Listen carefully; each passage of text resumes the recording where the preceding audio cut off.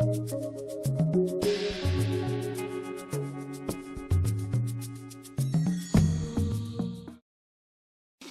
título del conversatorio me gusta: La universidad piensa el conflicto y la paz. El título remite a una gran cuestión de actualidad, pero los grandes temas suelen ser terreno fértil para los lugares comunes. La universidad, como institución científica y cultural que agrupa las más variadas disciplinas, ofrece en principio un escenario privilegiado para relacionarse con el proceso de paz. Sin embargo, en la encrucijada en la que está actualmente la universidad, me refiero a la pública sobre todo, no está en condiciones concretas para vincularse eficazmente a la mesa. Hoy, frente a los proyectos de investigación, primero se pregunta por los retornos financieros, antes que por los científicos o sociales. Como movimiento social, la universidad puede contribuir en favor de la paz. Los estudiantes que a lo largo de 2011 protagonizaron un movimiento interesante y novedoso están en condiciones de contribuir hoy al proceso de paz. Pero ante todo, si logran relanzar el movimiento que tan buen prospecto presentaba hace 2 años. Quizá la formulación de alternativa de reforma lograda en días recientes contribuya a renovar el movimiento. Mis consideraciones se cubren con un título: la contrarrevolución cultural. Quiero usar los minutos de que dispongo para poner a consideración de ustedes unos apuntes sobre un fenómeno que con algunas dosis de incertidumbre he llamado el proceso de una contrarrevolución cultural, proceso que habría venido experimentando el país en los últimos 35 o 40 años. Me parece que es oportuno abordar el tema, dado que el fenómeno actúa como un poderoso factor de embotamiento, de distorsión en el trámite político de las contradicciones sociales. Las conversaciones de La Habana en la agenda país, cuestiones de alta relevancia social y política que además plantean fuertes exigencias analíticas, a eso remite la mesa. Antes quisiera referirme a ciertas ocurrencias que deberían haber figurado en un lugar privilegiado del debate nacional en estos años de conmemoración bicentenaria, pero que pasaron desapercibidas. Al pensar en estas omisiones de la atención colectiva, me encuentro siempre reproduciendo una secuencia de imágenes de una película del periodo más surrealista de Buñuel y que vi una vez hace ya muchos años. En un gran salón transcurre una colorida y distinguidísima fiesta. Los invitados conversan en animados grupos, beben, disfrutan de las delicatessen que los camareros diligentes dispensan. Por el centro del salón, de pronto, avanza lentamente una carreta tirada por caballos o bueyes, no recuerdo. En ella van personas de miserable aspecto amontonadas sobre sus trebejos. La alegre fiesta continúa sin que alguno de los participantes del festín registre la inevitable presencia del carromato y de su carga. Es posible que mi memoria haya recompuesto la acción, pero para los efectos de esta comunicación el agravio a Buñuel carece de importancia. Creería que no pocas veces las urgentes realidades diarias, dolorosas para la mayoría, apremiantes para todos, nos impiden pensar en la corriente incesante en la cual inevitablemente todos avanzamos. Solo 2 ejemplos. Primero, el colapso del café que se precipitó a mediados del decenio de 1980. Desde finales de los años 70 del siglo XIX, el grano prodigioso inició su recorrido nacional de Santander a Cundinamarca, de allí al Tolima y al occidente, Antioquia y Caldas. En esa marcha el café fue metiendo a la gente en una economía monetizada, al paso que se convertía en el producto hegemónico del sector externo. Si las exportaciones de café fueron de menos de $2 millones en 1880, en el 29 alcanzaron a 74,5 millones. Al calor del café se formó el inicial capitalismo colombiano. Todavía en 1970, un informe del Banco Mundial señalaba que el café ocupaba el 10%, representaba el 10% del PIB. Es decir, fue una historia de un siglo. Y pasó, no la notamos. Me dirán que no hay lugar para la nostalgia. Al relevo salieron el banano, las flores, el azúcar. Ciertamente. Pero se trata de bienes asociados a formas productivas distintas, con potenciales económicos y sociales notablemente diferenciados. Baste recordar que café, banano, flores y la palma representaban hace pocos años solamente el 3.7% del empleo que generaba el café. Es decir, un país que en 100 años vivió sobre un producto y sobre unas maneras de procesarlo, sobre una mentalidad, si se quiere, de pronto eso pasa y no estudiamos el fenómeno. El otro es el fenómeno del bipartidismo, liberal conservador. No se trata aquí del fenómeno de un siglo, sino de dos, porque los dos partidos comenzaron a existir en 1827, en verdad como corrientes políticas, cuando aún no existía la República de Colombia. Continúan con vida los partidos liberal y conservador, pero el bipartidismo dejó de existir. ¿Pero por qué la política no cambió sustancialmente? Y el remozamiento que le insuflaron las mafias la empujó a nuevos y ominosos abismos. La izquierda llevaba años vaticinando la crisis irreversible del bipartidismo, pero cuando ésta se produjo, los sectores alternativos no estuvieron en condiciones de cambiar de manera importante las coordenadas de la política. Esta asociación no es ociosa. Engels, a finales del siglo XIX, afirmaba que en un partido donde hay un régimen bipartidista, la formación de un partido obrero es muy difícil. Entonces, estudiar lo que fue el bipartidismo, por qué dejó de existir, qué posibilidades estableció, por qué esto no ha sido objeto, no de un gran debate público, pero tampoco en la academia. Pues bien, ahora llamo la atención sobre la necesidad de asumir el estudio de lo que designo bajo denominación de la contrarrevolución cultural. De entrada me puede ser lanzado a la cara el guante. ¿Ha pasado en Colombia acaso una revolución cultural que permita hablar de una acción contrarrevolucionaria en este plano? Respondo con una declaración de Gianfranco Pasquino. La contrarrevolución puede ser entendida no solamente como un movimiento subsiguiente a una revolución victoriosa, sino que puede ser concebida también como movimiento dirigido a impedir la verificación de una revolución o por lo menos de importantes reformas. No uso pues el término contrarrevolución en la aceptación de restauración termidoriana, que fue el uso clásico que se le dio al concepto con respecto a la Revolución Francesa de 1789. Uso el término por las connotaciones colectivas de masas a la que remite la idea revolución.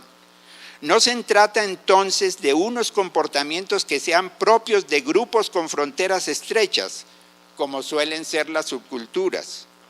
Sumergidos en las corrientes turbias de la contrarrevolución cultural, podemos negarnos a admitirla y, por supuesto, a estudiarla. Al hablar de contrarrevolución cultural, quien lo hace se mueve en el campo de los dispositivos psíquicos, los cambios en la esfera espiritual, las mutaciones en el comportamiento individual y colectivo, las modificaciones en la estructura valorativa. Se acude al término contrarrevolución también porque él destaca los componentes disuasivos, las visiones reaccionarias, la combinación ambigua de valores legítimos con valores de muerte. Quisiera destacar algunos de los elementos que constituyen, a mi juicio, el contenido de esta contrarrevolución cultural. Más bien lo señalo para indicar su dirección. Se trata de pausas de acción que se orientan o justifican en la conocida divisa, el fin justifica los medios.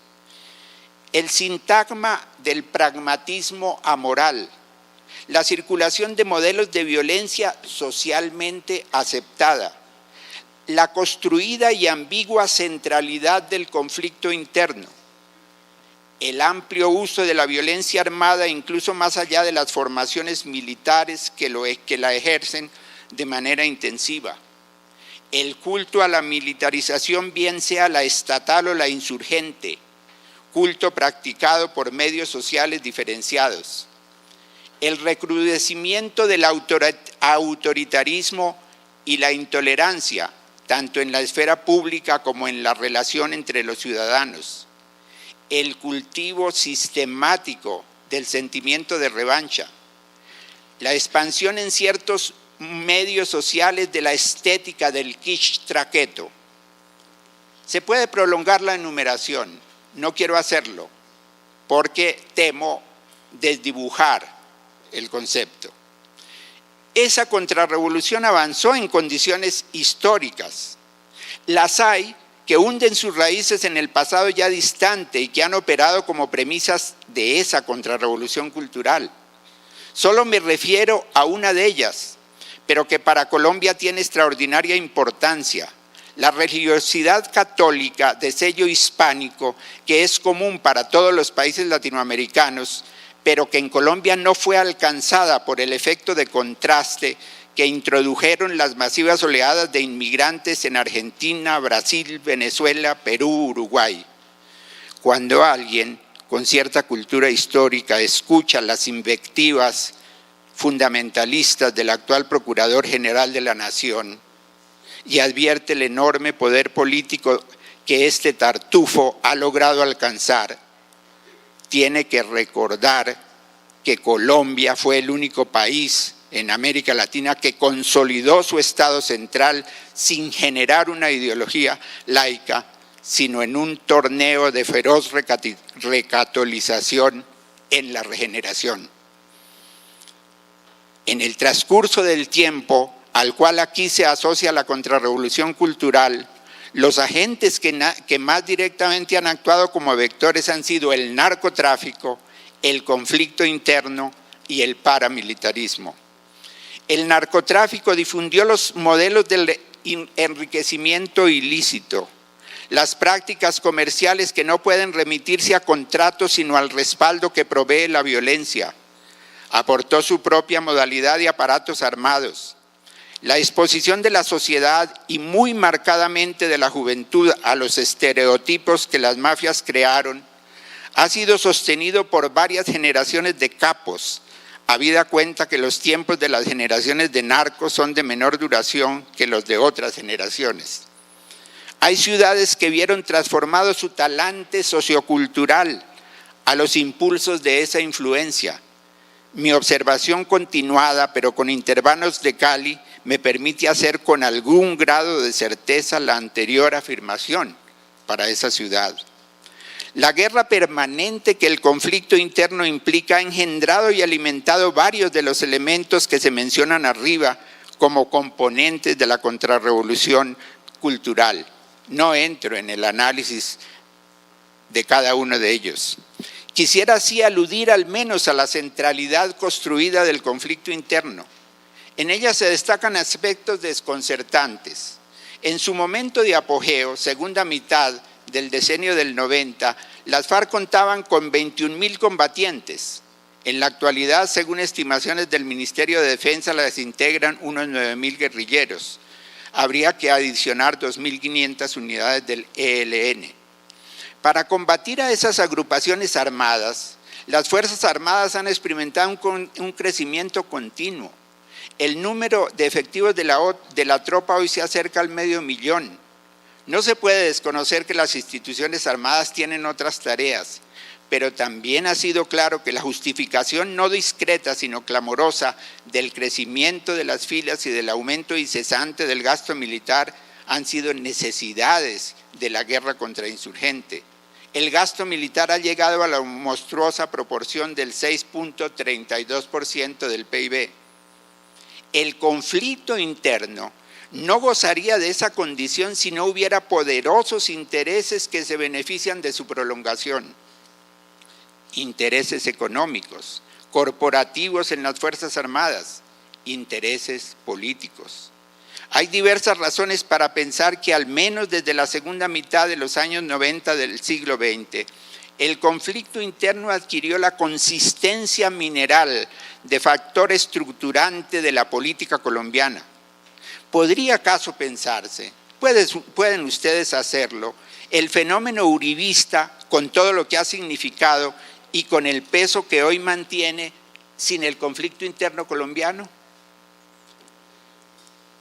Ciertamente, lo que presento es una hipótesis para desarrollar, un sendero, si se quiere, para formular uno o varios problemas de investigación. Estimaría que mi comunicación habría tenido alguna utilidad si se genera al menos un proyecto de investigación. Hasta ahora las ciencias sociales no se han ocupado sistemáticamente del fenómeno del cual he presentado un escorzo, el escorzo de un historiador. En cambio, la literatura se ha mostrado muy perceptiva. Buenos ejemplos se encuentran en dos novelas, La Virgen de los Sicarios, de Fernando Vallejo, y Líbranos del Bien, de Alonso Sánchez Baute. Y también en esa dolorosa y fascinante crónica poética que es al mismo tiempo un libro de memorias, El olvido que seremos, de Héctor Abad Faciolince. Estos escritores no construyen explicaciones, no formulan hipótesis, tejen sagas que invitan a los psicólogos sociales, sociólogos, historiadores, por ejemplo, a usar las herramientas de su disciplina en la construcción de narrativas de largo plazo o en el análisis que aporte competencia cognitiva que quizá pueda ayudar en la superación del desconcierto o la desesperación o la indiferencia frente a las inquietantes realidades actuales. Estos escritores se muestran particularmente agudos y eficaces en la identificación y pintura de esa madeja en que se enredan de manera inextricable los hilos de valores religiosos con las hebras de los valores de muerte. Claro, esas visiones artísticas pueden completarse con la observación directa. Leer la homilía que pronunció un obispo en el reciente sepelio de Víctor Carranza resulta una pieza tan edificante como útil para los fines del estudio que propongo. Me daba la impresión de que se iba a iniciar un proceso de canonización. Surgen preguntas. ¿Por qué el padre Óscar Ortiz pudo seguir celebrando sus eucaristías diarias para sus feligreses de una parroquia de Medellín años después de ser acusado de 2 masacres y de ser cabeza de una banda y de ser condenado, aunque posteriormente absuelto? El pasado 8 de agosto aún pudo celebrar el santo sacrificio ante sus fieles antes de volarse, porque iba a ser aprehendido en virtud de la revocatoria de la anterior sentencia de absolución. Confieso que me produce desazón advertir que eventos que brindan un rico material de observación sobre los comportamientos colectivos hasta ahora no han sido sometidos a análisis rigurosos por parte de la academia. Me refiero en particular a la marcha del 4 de febrero de 2008 contra las FARC, cuando millones de personas salieron a las calles agitadas en su mayoría por los sentimientos de revancha y congestionadas por el rencor. Podría uno pensar, para tranquilizarse un poco, que las marchas del 6 de marzo, en buena hora convocadas por Iván Cepeda, o más aún las importantísimas marchas que tuvieron lugar el 9 de abril del presente año, absorbieron los humores envenenados que entraron a la atmósfera política del 4 de febrero. Bien sabemos que es apenas una ilusión y que esas sustancias emocionales nocivas son de muy lenta y difícil metabolización por el organismo social. Si he mencionado un evento de la muchedumbre política, es además porque en Colombia la muchedumbre política ha sido un fenómeno recurrente, como se podía periodizar la historia del siglo XIX por las guerras civiles, la del XX, se puede periodizar por esas muchedumbres políticas. Bueno, sobre eso he escrito algunos trabajos y un libro, La protesta urbana en Colombia, por eso tal vez mi sensibilidad a este tipo de temas. para cerrar estas notas, debo decir que desde la visión que en ellas aparece, miro con optimismo el proceso de paz de La Habana. No porque se alegre mi imaginación con la idea de la paz perpetua y de una democratización fundamental. Más aún, si me hago cargo que solo han llegado a manos de los desplazados 17.000 hectáreas en virtud de la aplicación de la Ley de Víctimas y Devolución de Tierras, no obstante la larga vigencia ya de esa ley. E igualmente si hago consciente que en lo que va corrido del año han sido asesinados 37 defensores de derechos humanos, tendría que envolverme en una costra de pesimismo sobre las negociaciones de paz. Sin embargo, soy partidario de esas conversaciones y aliento sentimientos optimistas sobre ellas, sobre las posibilidades de una salida negociada al conflicto interno. Con esa salida se habría cegado una de las fuentes que como inagotable surtidor ha fertilizado la contrarrevolución cultural. Se habrá dado un paso importante al remover un dispositivo que invariablemente se pone a andar en el tratamiento de las luchas sociales. Yo diría que ante todo lo que los sectores populares habrían conquistado son mejores condiciones para organizar sus luchas, sin que sean sometidos a la acusación de ser el mecanismo movido por la mano de la guerrilla, o por lo menos sin que los recursos de la estigmatización y el macartismo puedan gozar de la comprensión de sectores significativos de la opinión. Por supuesto, una solución negociada corta la hierba bajo los pies a aquellos sectores que le apuestan a la continuación de la guerra, porque para ellos en la guerra cifran sus mayores esperanzas de sobrevivencia política. Quiero pensar que lo que dice un antiguo guerrillero, hoy presidente de un país, Pepe Mújica, no constituye ninguna exageración. Lo más importante que está pasando en América Latina, dice, es la tentativa de construir la paz en Colombia. Es una de las cosas más importantes en las últimas décadas y en todo lo que se pueda hay que tratar de ayudar. Gracias.